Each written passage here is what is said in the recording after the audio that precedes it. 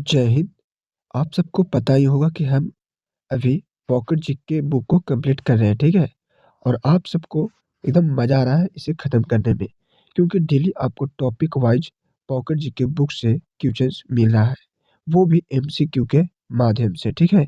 तो आज इस वीडियो में हम लोग टॉपिक करने वाले हैं महाजन पद काल। क्या करेंगे? महाजन पद काल से प्रश्न करेंगे। यहाँ से जो भी इम्पोर्टेंट प्रश्न है उसे लेकर आ चुके हैं, ठीक है?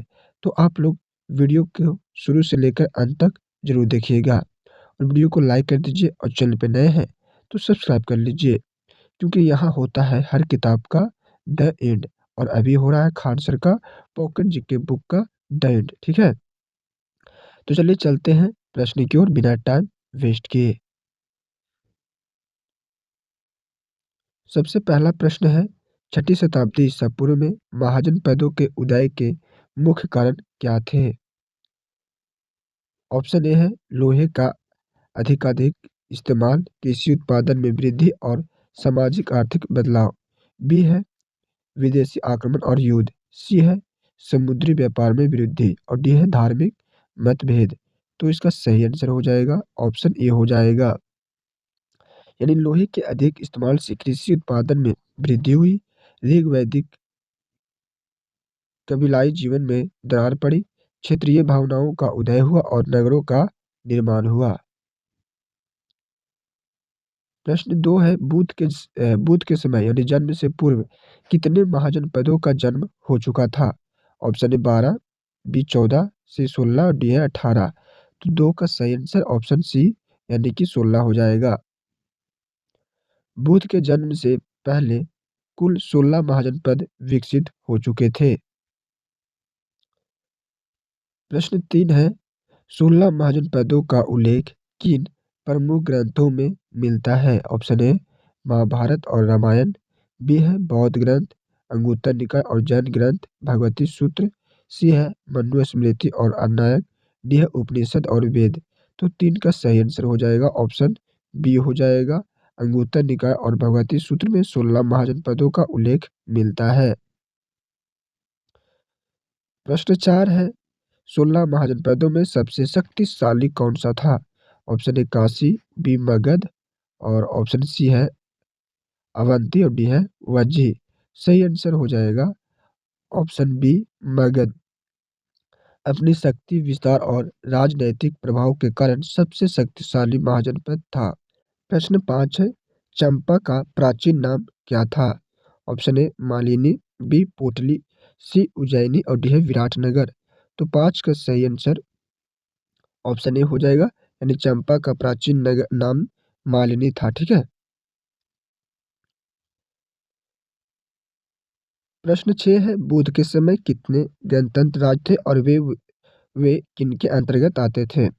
ऑप्शन है 5 गणतंत्र राज्य सभी वज्जी संघ के, बी है 10 गणतंत्र राज्य 8 वज्जी संघ के और 2 मल के, और ऑप्शन सी है 12 गणतंत्र राज्य 6 वज्जी और 6 मल के, डी है 16 गणतंत्र राज्य सभी मल के। तो 6 का सही आंसर ऑप्शन बी हो जाएगा, यानी कि कुल 10 गणतंत्र राज्य थे, जिसमें 8 वज्जी संघ और 2 मल गणतंत्र शामिल थे, ठीक है? प्रश्न 7 है, 16 महाजनपदों में एकमात्र ऐसा महाजनपद कौन सा था जो गोदावरी नदी के तट पर स्थित था? Option A Magadha, B Ashmaka, C Avanti और डी है अंग। तो 7 का सही आंसर ऑप्शन बी हो जाएगा अस्मक। अस्मक महाजनपद दक्षिण में गोदावरी नदी के तट पर स्थित था। प्रश्न 8 है, महाजनपदों के शासक किसानों से कौन सा कर एकत्र करते थे और वह कितना होता था? ऑप्शन ए भू कर उत्पादन का 1/4, बी है भागा उत्पादन का 1/6, सी है दान उत्पादन का 1/10 और डी है टोल उत्पादन का 1/3। तो सही आंसर हो जाएगा ऑप्शन बी वाला हो जाएगा। देखिए, किसानों से भागा नामक कर लिया जाता था जो उत्पादन का 1/6 हिस्सा होता था। प्रश्न 9 है, मगध की राजधानी और क्षेत्र क्या था? ऑप्शन ए उज्जैनी या मालवा, ऑप्शन बी है गिरिव्रज या फिर राजगिर या राजगिर, पटना गया बिहार का क्षेत्र, सी है वैशाली मुजफ्फरपुर बिहार, और ऑप्शन डी है विराटनगर, कोटपुतली, बहरोड, राजस्थान। सही आंसर ऑप्शन बी हो जाएगा। मगध की राजधानी गिरिव्रज राजगिरी या फिर राजगीर थी और इसका क्षेत्र वर्तमान पटना व गया बिहार में आता था।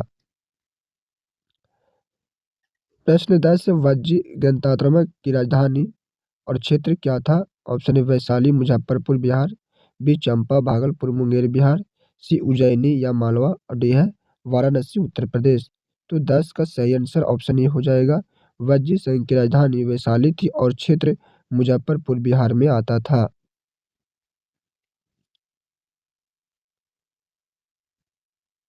प्रश्न 11 है काशी की राजधानी और क्षेत्र क्या था? Option A Varanasi Uttar Pradesh, B Champa Bhagalpur Munger Bihar, C Ujjaini Malwa और डी है पटना गया बिहार। तो 11 का सही आंसर ऑप्शन ए हो जाएगा। काशी महाजनपद की राजधानी वाराणसी थी और यह उत्तर प्रदेश में स्थित था। प्रश्न 12 है आयन की राजधानी और क्षेत्र क्या था? Option A Viratnagar, Kotputli Behror Rajasthan, B Champa Bhagalpur Munger Bihar, C Ujjaini या मालवा और डी है वैशाली मुजफ्फरपुर बिहार। तो 12 का सही आंसर ऑप्शन बी हो जाएगा। आयन की राजधानी चंपा थी और इसका क्षेत्र भागलपुर व मुंगेर बिहार में आता था। प्रश्न 13 है अवंती की राजधानी और क्षेत्र क्या था? ऑप्शन ए उज्जैनी या फिर महिष्मती मालवा मध्य प्रदेश, बी है राजगिरी या फिर राजगीर पटना गया बिहार और ऑप्शन सी है वैशाली मुजफ्फरपुर बिहार और ऑप्शन डी है विराटनगर कोटपुतली बहरोड राजस्थान। तो 13 का सही आंसर हो जाएगा ऑप्शन ए अवंती की राजधानी उज्जैनी या फिर महिष्मती थी और यह मध्य प्रदेश के मालवा क्षेत्र में स्थित था। प्रश्न 14 है कंबोज की राजधानी और क्षेत्र क्या था? ऑप्शन ए राजपुर हाटक उत्तर प्रदेश सीमा प्रांत, बी है चंपा भागलपुर मुंगेर बिहार और ऑप्शन सी है उज्जैनी या फिर महिष्मती मध्य प्रदेश और डी है विराटनगर राजस्थान। तो सही आंसर हो जाएगा ऑप्शन ए हो जाएगा। कंबोज की राजधानी राजपुर यानी हाटक थी और इसका क्षेत्र उत्तर प्रदेश सीमा प्रांत में था। प्रश्न 15 है मत्स्य की राजधानी और क्षेत्र क्या था? Option A Viratnagar, Kotputli Behror Rajasthan, B है चंपा भागलपुर मुंगेर बिहार, सी है उज्जैनी महिष्मती मध्य प्रदेश, डी है वैशाली मुजफ्फरपुर बिहार। तो सही आंसर हो जाएगा ऑप्शन ए हो जाएगा। यानी कि मत्स्य की राजधानी विराटनगर थी और इसका क्षेत्र राजस्थान के कोटपुतली बहरोड क्षेत्र में आता था। प्रश्न 16 है असम की राजधानी और क्षेत्र क्या था?